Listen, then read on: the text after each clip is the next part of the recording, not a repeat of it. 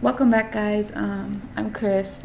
So I wanted to discuss a few things with my other video. With the comments, someone commented, do your research before you start blogging or whatever. So I am doing my research and I'm reacting to it. So this is the start of me reacting to it. So I can do my research. So I didn't really get that, but because I said in the last video that, you know, I did a couple videos with Reckless, and then this is like still so new to me. Like I literally only did like 2, and they weren't even that long or didn't have like as much information as these are. So that's one of the big things. Like I'm doing my research. That's what I'm trying to do now. But thank you guys for all the other information and whatnot. So yeah, just stay tuned because there will be more videos about the Maui and whatever else you guys want me to react to. But yeah, let's get into this video. You mentioned how residents were given $700 per household. Has anything changed since then? Have you received any more money? Nothing from FEMA, nothing from the federal government, nothing more than $700. It's been 3 weeks. Given the cost of living in Hawaii, specifically in the Lahaina community, is anything being done right now? Are there considerations or efforts being made to try to raise that cap, that $700 figure for those who are there? Yeah, the $700 figure of critical needs assistance is really just that amount of funding for some of the very immediate needs that individuals have. And what is your reaction to House Republicans who say that they're launching an investigation into the federal response in Maui? Well, I welcome a federal response in Maui. I think that they should go out and talk to every elected official, from the mayors to the governors to the United States senators to the congresspersons. I welcome, and once they go out and see it, then I'm sure they'll provide the money. Press conferences certainly have been taking very... That's what I'm saying. Like I don't understand why Biden himself isn't doing that, like anything about it or that much or whatever, because I haven't heard anything about it. Again, this is me being brought into it. I don't know a lot, so that's why I said comment and let me know what I need to know and more videos that I can, you know, see. So, but yeah, that's my point. Like I don't really see or hear him doing anything about the fires. Like nobody seems like too concerned at all, honestly. Very strange turns this week. First, we saw Mitch McConnell frozen for nearly half a minute. What are my thoughts about what? Running for re-election in 2026. That's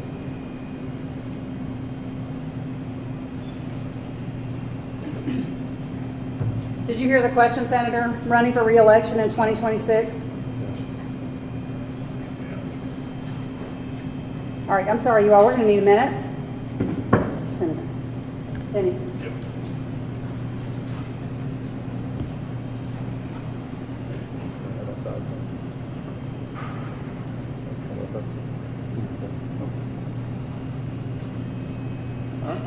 okay. Somebody else have a question? Please speak up.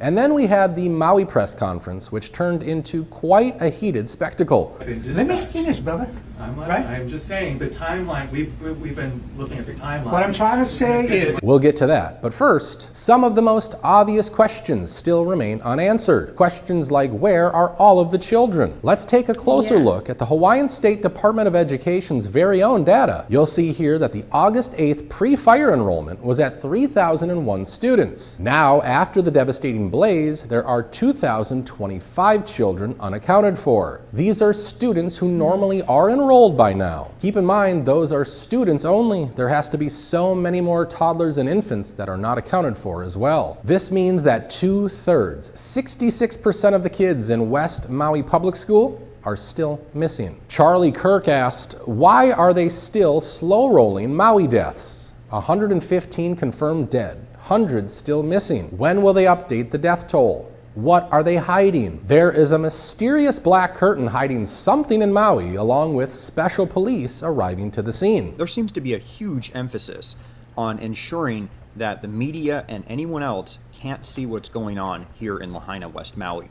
There are miles and miles of this black fence going up that was not here before that is obscuring ground zero and making sure no one can see what's going on inside of there from the road. No one can get in there. No one can take any pictures.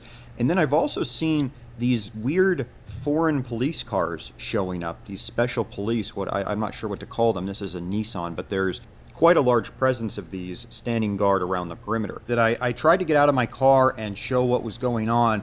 I was almost immediately, after these 20 seconds, National Guard came, chased me off, yelled at me, told me to get back in my car and keep moving. So you cannot pull over. You can't even stop your car anywhere near any of this anymore. As you'll hear, conspiracy.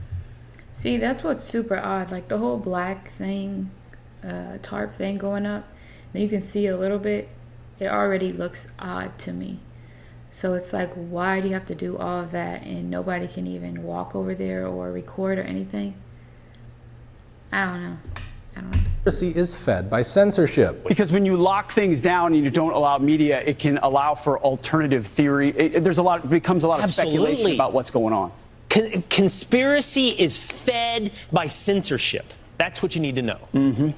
No doubt. A conspiracy, as we all know, is just the truth arriving 6 months early. Hundreds of Americans are still missing after the deadly Maui fires. Many of the missing, children. The Hawaii Electric Company was negligent with their downed power lines and are now involved in a cover-up. Water held back from firefighters, roads were even blocked, trapping Americans inside the inferno. And FEMA officials have been staying at 5-star luxury resorts. When you visit a fast food restaurant and there's something wrong with your order, you can ask to speak to a manager or a supervisor. You know they're in charge and they're going to make that order right. However, on the island of Maui, when there is a deadly disaster, or let's just call it what it is, a massacre, apparently nobody is in charge and nobody knows who is supposed to be. With all of the top officials being away from the island of Maui during this emergency, who exactly was left in charge? They were aware of the mile-a-minute winds they keep bringing up, but yet did not establish any escape routes? If in fact the road was clear and there were no power lines down, or maybe they were, but the power was shut off, then this is worse than we all suspected. Or maybe it's just like we all suspected. The roads were barricaded and sealed everyone in, and the only survivors were those who disobeyed orders. Deflections, lies, and BS. As you'll see at the recent press conference, the boss of the island of Maui cannot answer the simple question of who was in charge of communications. The mayor of Maui, still to this day, he doesn't know who was in charge. He doesn't even know his own whereabouts and will not even answer as to where he was or what he was doing the night of the fire. Now, Mayor Bisson would not say what he was doing or where he was the night the fire destroyed Lahaina and left at least 115 dead. Maui County's highest ranking official said he still doesn't know who was calling the shots at the county's emergency management center. I'm not sure who was in charge. I think Herman Andaya was still in charge. He just wasn't present. He was in contact with his team. How do you not know who's in charge? They don't even have their... They want to do weird things, but they can't even get anything straight. Like, all this stuff is making it 20 times worse for them. How do you not know? I guess by phone. I don't know exactly how. But wouldn't tell reporters where he was the rest of the day. I don't have all of that for you. Yeah, I don't have all of that for you. This is how the mayor responded when pressed about what he knew and when. Well, I wasn't on social media, so I can't speak. First of all, I'm not going to speak to social media. I wasn't on social media. We didn't have time for that. He also couldn't explain why the head of Hawaii's emergency management agency wasn't notified anyone had died until the following day. I don't know who spoke to General Howe. That's my answer to your question. We don't know how many other people maybe died waiting for a response. You don't think there's anything your agency... I personally don't think so. That fire was so rapid. And by the time everyone had situational awareness, it was too late, unfortunately. Incident Commander Major General Hara seems to share the exact same temper level as Mayor Bisson. It's going to spread. Let me finish, brother. I'm just saying the timeline. We've been looking at the timeline. What I'm trying to say is that fire was so rapid. It was so rapid, but all the school buses and whatnot, how did, I don't know. And by the time everyone had situational awareness, it was too late, unfortunately. But that's all I'm trying to say. Meanwhile, the fire department confirmed its radios were working. It's unclear what action, if any, was taken in those 25 minutes by whoever was in charge that day at Maui's Emergency Operations Center. Nearly a month has passed, and Maui Mayor Bisson, he's still refusing to provide clear answers that the people deserve. Instead, we see him constantly irritated and annoyed from being asked basic, simple questions. This government official can't seem to make it through one press conference without getting angry and bothered. Even though he's the mayor, he seems to accept zero responsibility. Let us not forget these are public servants who have failed the people of Maui. UFC fighter BJ Penn flew to Maui to hear Governor Josh Green's Build Beyond Barriers meeting, and Penn, well, he hit back hard. Look at Josh Green, how weak man.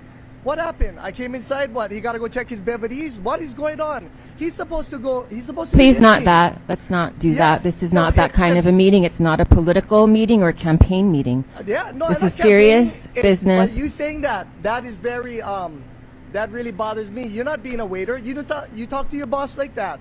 I'm your boss. And then there's Police Chief John Pelletier, who keeps saying the following. He's urging people to submit DNA samples to help identify family members. It's not just ash on your clothing when you take it off. It's our loved ones. God bless you. God bless Maui. Pelletier says his team is going to do it right versus doing it fast. Why we want to do this right, like I said before, so that we do this the right way. He's also telling everyone to just trust the process. And so that's why we've got a process, and I need folks to trust the process as we build and go through this. Keep in mind. Sorry for pausing, but trust the process. No one has time to trust the process, especially with everything they're doing weird. I wouldn't trust any type of process because the process is trying to cover it up and make it make sense. That's what the process is. It's not a genuine process, oh, we're going to get it figured out. They're trying to figure out what they messed up on to make it make sense for them so they can make it make sense for us. So we don't think anything weird, but it's already there.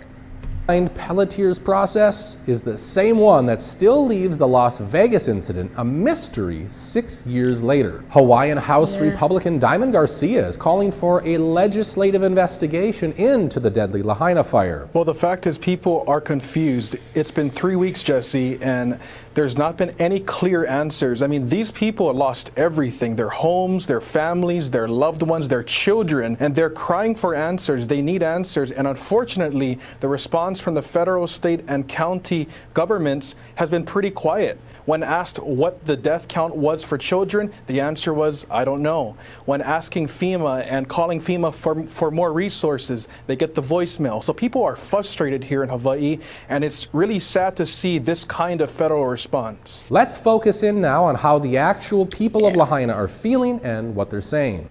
And if this is just a money issue for you guys, get out of your seat. Please. Nani, you speak about talking to the people.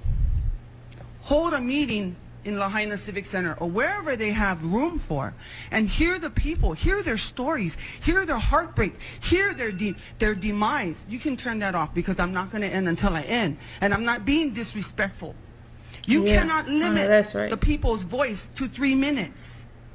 This is devastation. The people are the ones who got the donations to them. The water, the food, the clothing.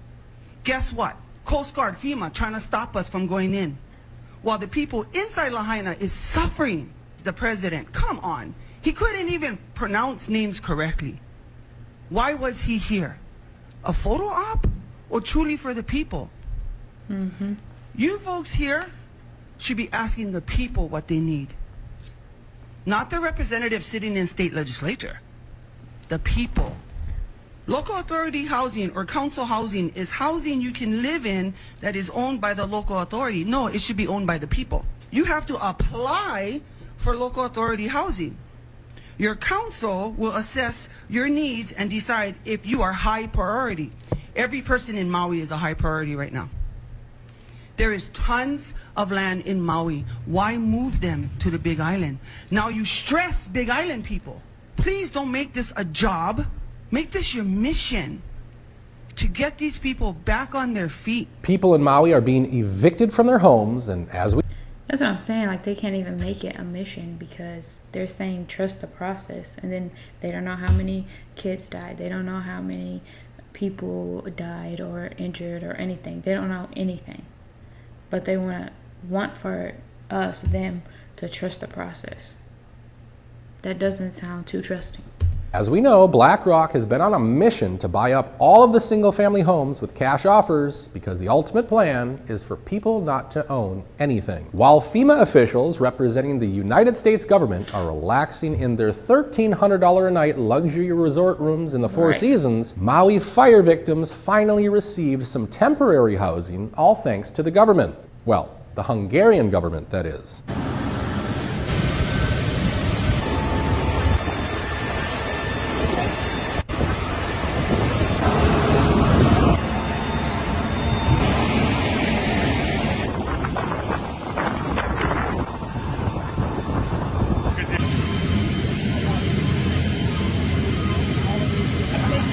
What makes this even more frustrating is that we heard from the CEO of American company Boxable, who also provides tiny temporary homes, but the government did not respond to his generous offer of donating 200 homes for survivors. That's going to do it for today's video. If you feel I earned it, please give this video a like and subscribe to the channel. Share your thoughts with all of us by leaving a comment in the section below. As always, I truly appreciate your continued support of both these videos and this channel, so thank you. I hope to see you on the next video. Have yourself a great day and take care.